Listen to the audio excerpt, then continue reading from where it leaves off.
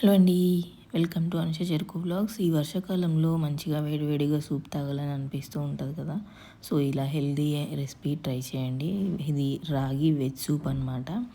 So దీనికి కావాల్సిన పదార్థాలు కొంచెం క్యారెట్, ఉల్లిపాయ, వెల్లుల్లి, పచ్చిమిర్చి, బటర్, కాస్తన్ని కార్న్స్, ఇంకా ఇలా రాగి పౌడర్ మిక్స్ చేసి పెట్టుకున్నాను వాటర్లో. ఇంకా కావాల్సిన పదార్థాలు ఇవ్వండి. ఇంకా కావాలంటే మీకు ఏమైనా వెజ్జీస్ ఇష్టం ఉంటే యాడ్ చేసుకోవచ్చు. కాకపోతే అన్నీ సన్నగా తరిగి పెట్టుకోండి అనమాట. ఇలా ఫైన్గా చాప్ చేసి పెట్టుకుంటే మనకు సూప్లో అక్కడక్కడ చిన్న చిన్నగా తగులుతాయి కాబట్టి అది బాగానే ఉంటుంది. బాగా బండగా కోసుకుంటే అంత బాగో అనమాట. సో ఇలా ఫైన్గా చాప్ చేసుకొని పెట్టుకోండి. ఇంకా ఒక బౌల్ తీసేసుకొని అందులో కాసింత బటర్ వేసుకొని అది మెల్ట్ అయ్యాక కొంచెం మనం ముందుగా తరిగి పెట్టుకున్న వెల్లుల్లి వేసుకొని అది కొంచెం రోస్ట్ అయిన తర్వాత మిగిలిన క్యారెట్, కార్న్స్, అవి కూడా వేసేసుకొని కొన్ని వాటర్ పోసుకొని అవి కూడా వేసేసుకొని బాగా బాయిల్ చేయాలండి. సో ఇంకా ఇక్కడ వెల్లుల్లి కొంచెం వేసి రోస్ట్ చేస్తున్నాం అన్నమాట.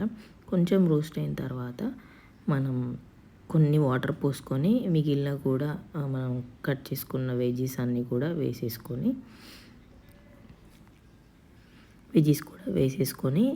మంచిగా బాయిల్ చేసుకోవాలన్నమాట.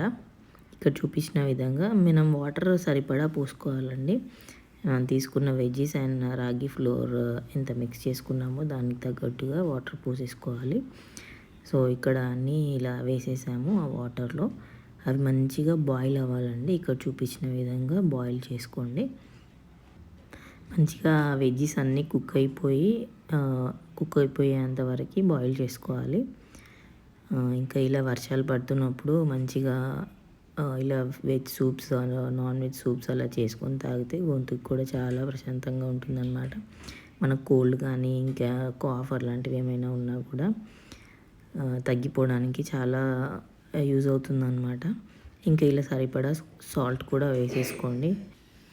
సరిపడా కొంచెం పెప్పర్ కూడా వేసుకోండి. సో అది మన గొంతుకి కొంచెం ఘాటుగా తగులుతుంది అండ్ కొంచెం స్పైస్నెస్ కూడా యాడ్ అవుతుంది కాబట్టి కొంచెం సూప్ చాలా బాగుంటుంది అనమాట. మంచి టేస్ట్ వస్తుంది. ఇంకా తర్వాత బాగా మరిగించుకోవాలన్నమాట. ఆ వెజ్జీస్ అన్నీ కుక్ అయిపోవాలి. ప్లస్ ఆ వాటర్ బాగా మరిగిన తర్వాత మనం ముందుగా మిక్స్ చేసుకున్న రాగి ఫ్లోర్ ఉంది కదా, వాటర్లో పెట్టుకుంది, అది ఈ బాగా బాయిల్ అవుతున్న దీంట్లో వేసేయాలన్నమాట. ఇంకా రెండు అన్నీ కలిసిపోయి బాగా కొంచెం మరిగించాలి మంచిగా.